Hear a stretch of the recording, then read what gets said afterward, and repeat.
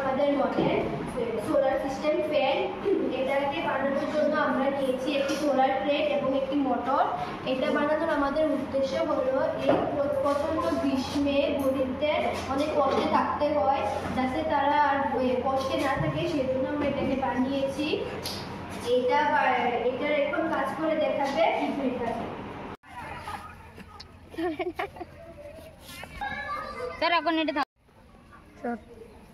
নমস্কার, এখন এটা আমি চলিয়ে দেখাবো।